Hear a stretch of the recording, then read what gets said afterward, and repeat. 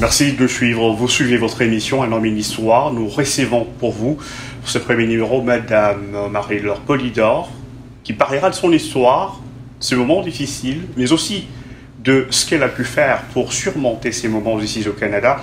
Elle est déjà avec nous. Qui j'ai dit bonjour, Madame Marie-Laure Polydor. Merci, bonjour. Vous êtes en forme? Très en forme. Sinon, vous demandez de parler de vous en quelques minutes. En quelques minutes, bien, Marie-Laure vient de Guyane française, où elle a grandi. Elle a quitté à l'âge de 23 ans pour s'envoler sur Montréal, le Québec, pour étudier en tourisme, en gestion du tourisme et de l'hôtellerie il y a à peu près 27 ans. Et quels sont les événements qui vous amènent, qui vous ont amené à venir, à quitter votre pays, je voulais dire? Je voulais, quand j'ai pris ma décision, faire un parcours non ordinaire. Habituellement, beaucoup de Guyanais vont étudier en France, surtout dans le sud de la France, puisqu'on est français. Et moi, je voulais faire un parcours totalement différent et avoir un diplôme américain ou fait en Amérique du Nord. Alors, j'avais choisi, au départ, dans mes choix, j'avais choisi le Japon. C'était pas l'Amérique du Nord, mais c'était complètement différent.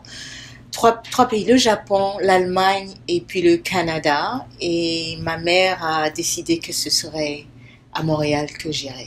Ma mère a décidé qu'il serait à Montréal. Oui. Vous êtes actuellement... En fait, lorsque vous avez quitté votre pays pour le Canada, qui vouliez-vous faire?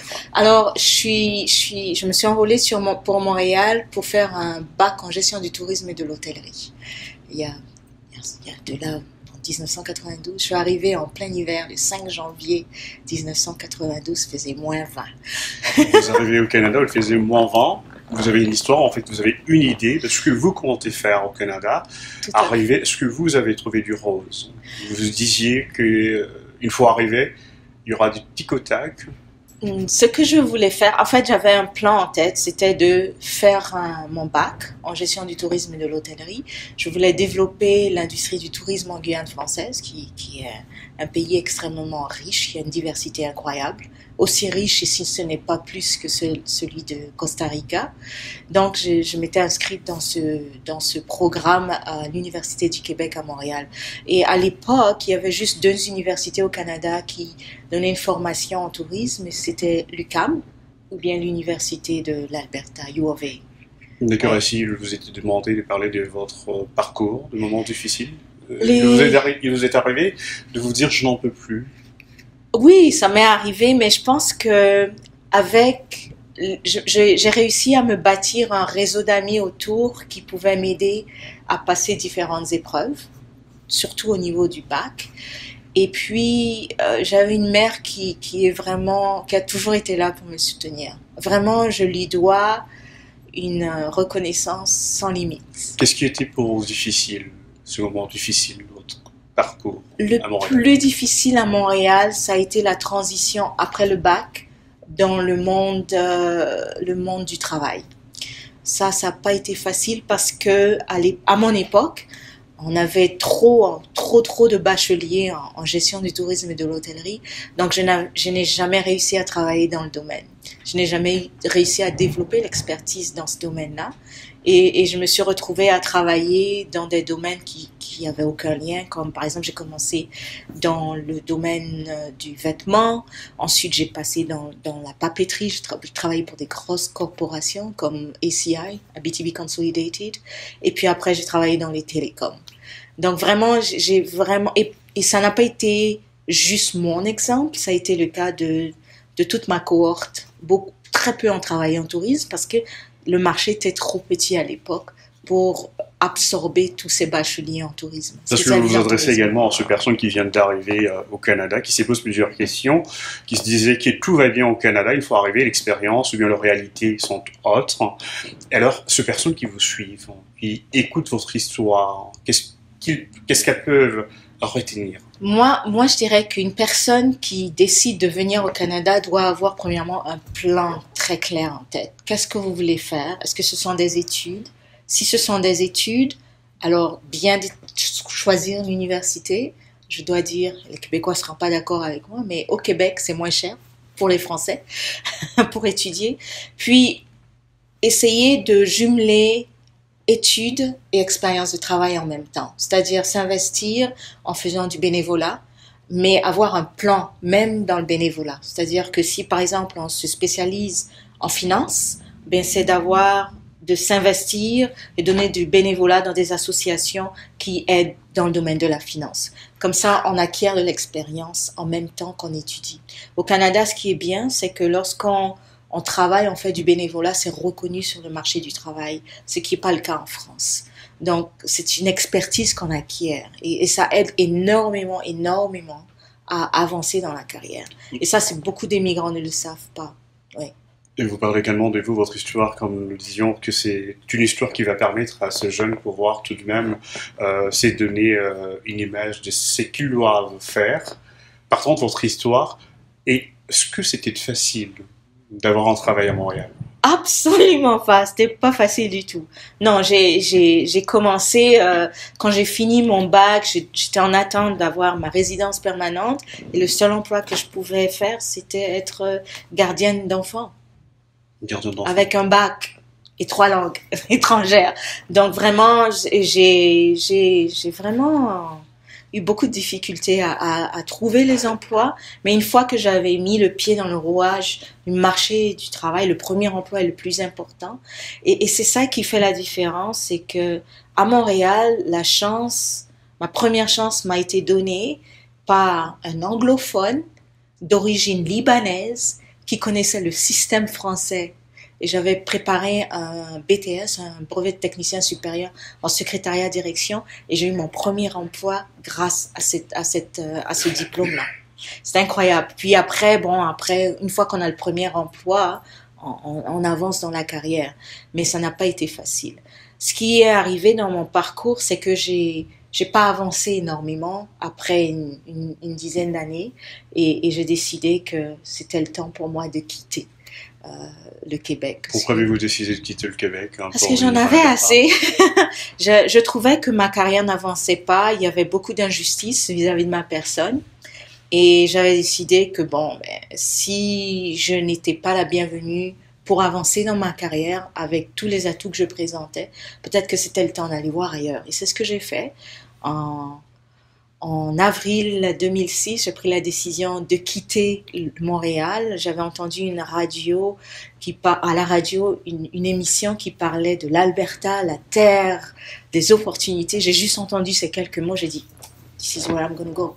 C'est exactement là ce que j'allais. Et puis j'ai pris un billet d'avion, aller simple, et je suis partie. Alors ça peut être aussi une solution. Si on a décidé, ça a marché pour moi, que on veut faire quelque chose, faut pas avoir de plan B. Comme ça, on ne fait qu'avancer. Il n'y a pas de route de secours. On va tout droit et on s'arrange pour que ça marche. Puis ça a marché. Je suis arrivée en juin 2006. J'ai cherché un emploi pendant quelques temps, peut-être 1 mois ou 2, le temps de me faire à mon nouvel environnement. Et puis, j'ai continuellement travaillé. Et puis, j'ai travaillé à des postes importants. Quand je suis en 2006, j'ai commencé comme Executive Assistant to John Wold, qui était à l'époque le directeur de OCYA, Office of the Child and Youth Advocate. Avec le niveau de compétence que j'avais au Québec, je suis persuadée que je n'aurais jamais trouvé un poste comme ça. Et puis, j'ai continué à travailler dans le domaine du privé. Je suis retournée dans le privé parce que je trouvais que c'est là où j'étais plus à l'aise en business. J'ai fait du développement des affaires. Et j'ai continué après à mon compte avec ma propre compagnie, ma propre agence. Et puis après, j'ai décidé de joindre la communauté francophone où j'ai travaillé pour le Conseil de développement économique de l'Alberta pendant 5 ans, où j'ai développé pas mal de projets. Donc, j'ai fait le va-et-vient entre le monde anglophone et le monde francophone. Je suis assez à l'aise et je trouve que ça m'a beaucoup, beaucoup aidé de pouvoir aller d'un monde à l'autre. Voilà. D'ailleurs, ouais. C'est également en fait cette question qui préoccupe le jeune qui vient d'arriver ou la personne qui vient d'arriver en Alberta ou dans une autre province au Canada, ils se disent est-ce que je suis où je dois être ou pas? Qu'est-ce que vous conseillerez à ce jeune de quitter le Québec que d'aller dans une autre province? Parce que vous parlez un tout petit peu. Moi, je trouve que Mon expérience au Canada, ça fait 27 ans, j'ai trouvé que j'ai perdu du temps. J'ai perdu 16 ans au Québec. Mais j'exagère un petit peu dans le sens où, bon, j'ai pris il y a quelques années pour mes études, quelques années pour l'expérience professionnelle. Mais à un moment donné, quand je suis arrivée à Edmonton, je me suis rendu compte que j'ai peut-être trop perdu du temps à Montréal et que j'aurais dû plier bagage plus tôt et j'aurais peut-être été plus loin ici à Edmonton. De l'autre côté, je me dis avec la réflexion, j'aurais peut-être pas eu toutes les expériences que j'ai eues si j'avais quitté le Québec trop tôt. Donc, ça dépend des circonstances des individus, mais moi, je pense que lorsqu'on a un plan très clair, il faut vraiment réaliser les différentes étapes du plan et puis avancer. Puis quand on trouve qu'on a trop de portes qui se ferment, c'est peut-être un signe qu'il faut aller ailleurs. Et je pense qu'à l'époque, j'étais très, très décidée à quitter Montréal. Je travaillais à l'époque pour Emergis et puis on avait une série de licenciements et je priais pour faire partie de ces licenciements-là. Puis on m'a exaucé. Puis j'ai pris mon billet aller simple pour Edmonton, qui n'était même pas sur ma liste d'ailleurs de villes. J'avais décidé d'aller ou à Toronto, ou à Calgary, ou à Vancouver. Et je me suis retrouvée à Edmonton. Qu'est-ce qui vous a mis à Edmonton? À Edmonton, j'avais un contact qui m'avait mis en contact avec un homme d'affaires et tout, et puis on a travaillé ensemble, et c'est comme ça que je me suis retrouvée à Edmonton. J'aime beaucoup, beaucoup Edmonton. Vous aimez beaucoup Edmonton? Oui. Ah oui, pour ceux qui nous suivent, vous venez d'arriver au Canada, vous écoutez, eh bien vous suivez très bien Madame Marie-Laure Polydor, qui parle de son histoire, qui parle de son parcours. Tout n'était pas rose. Il est arrivé un moment où elle s'est posé certainement plusieurs questions. Jusqu'à aujourd'hui, elle est actuellement directrice générale de la FRAP. Vous êtes heureuse pour ce parcours? Tout à fait. Si c'était à refaire, je le referais. Je suis très, très heureuse de mes choix. J'ai toujours voulu faire un parcours différent de Guyanais standard qui va en France, puis je l'ai réalisé. Je voulais faire mon bac en tourisme, je l'ai fait. Je voulais faire ma maîtrise en anglais, je suis en train de la finir avec l'université anglophone de Cape Breton en développement économique communautaire. Donc vraiment, j'ai réalisé plus ou moins tout ce que je voulais réaliser. Maintenant, mon travail à la FRAP me prédispose à remplir une partie de la mission que je me suis donnée, celle d'aider beaucoup d'immigrants qui sont comme moi arrivés au Canada, et j'aimerais pouvoir les aider à avancer et à s'intégrer plus rapidement en ne perdant pas trop de temps. Puis il y a un conseil que j'aimerais vraiment donner à tous ces immigrants francophones qui arrivent ici, c'est qu'il faut absolument, absolument s'intégrer à l'autre communauté en essayant d'avoir des amis locaux, des amis francophones d'origine, mais aussi des amis anglophones. Parce qu'il ne faut pas se leurrer, on est en situation minoritaire en Alberta, donc il faut avoir des amis des deux côtés. Et ça nous permet de nous intégrer rapidement, ça nous permet d'apprendre la culture de l'autre et puis de cultiver ce qu'il y a de meilleur des deux cultures qu'on a. Et moi, c'est ce que je fais. On a une célèbre chanteuse qui s'appelle Sylviane Sedia, et elle dit en créole de semer les bonnes graines, d'arracher les mauvaises herbes et de garder les bonnes. Donc, vraiment, c'est ce que je fais. Je prends ce qu'il y a de meilleur dans les deux cultures et je fais une culture qui est mienne au Canada. En parlant exactement de la FRAP, il y a certainement plusieurs personnes qui ne comprennent pas ce que cela veut dire. La FRAP, c'est francophone. Ce que vous faites réellement, en fait. Alors, la FRAP, on offre tous les services d'accueil et d'établissement pour les francophones qui arrivent, mais on ne se limite pas seulement aux francophones. On a aussi des familles qui viennent d'autres qui sont arabophones, mais qui s'associent plus à la communauté francophone. On donne de l'aiguillage, du référencement, on aide les familles à facilement s'intégrer en Alberta, on les accompagne pour faire leur démarche administrative, pour ouvrir les comptes en banque, créer leur numéro d'assurance, tout ce qui est nécessaire, tous les services nécessaires au niveau de l'installation de base.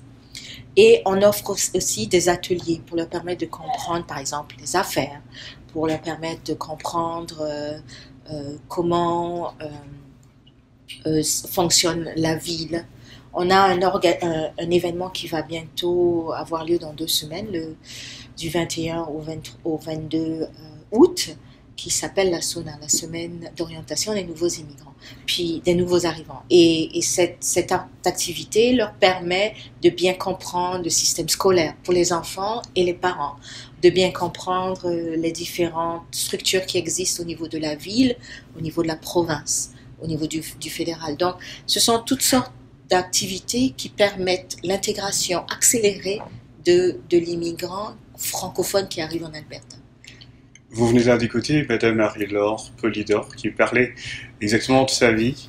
Mais si vous voulez vous adresser aux jeunes tout en disant que j'aurais voulu faire ça, je n'ai pas pu faire, et qu'est-ce que vous comptez faire pour réaliser ce que vous n'avez pas pu faire jusqu'à présent? Mon seul regret dans mon parcours, c'est de n'avoir pas eu 2 types de diplômes. L'un qui est un peu plus intellectuel, j'ai fait un bac en France, en lettres et en philosophie et langues étrangères. J'ai fait après un BTS en secrétariat de direction, j'ai fait mon bac en tourisme et je finis ma maîtrise en développement communautaire. J'aurais voulu apprendre un métier manuel. Et un métier manuel, comme la pâtisserie, comme la boulangerie, ou n'importe quoi qui soit manuel. Comme ça, dépendamment des circonstances économiques, on a la possibilité de pouvoir jouer sur les compétences que l'on acquiert, que ce soit intellectuelles ou manuelles. Et peut-être même, pourquoi pas, développer une activité de côté. On est dans une province qui est très pro-entrepreneuriat. Moi-même, je suis issue d'une famille monoparentale et ma mère est entrepreneur.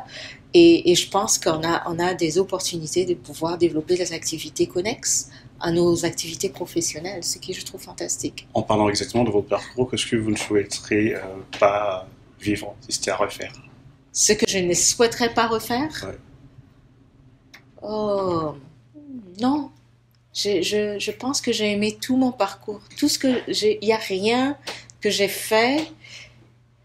Peut-être le temps que j'ai mis à arriver en Alberta, parce que lorsque je faisais ma recherche d'université pour venir ici au Canada, il y avait juste ces deux universités, l'une en Alberta et l'autre au Québec. Mais j'ai aucun regret. Je vis pour n'avoir aucun regret dans ma vie. Vous vivez pour n'avoir aucun regret dans votre vie. C'est exactement cette émission qui aide de jeunes à pouvoir comprendre l'histoire de ceux qui ont vécu avant eux, ceux qui sont arrivés au Canada avant eux. Il y a exactement combien d'années? 27 ans. 27 ans. Ça passe vite. Et vous venez d'arriver il y a 1 année. Et vous regrettez, vous vous posez plusieurs questions. Vous vous dites que vous ne pouvez plus aller plus loin.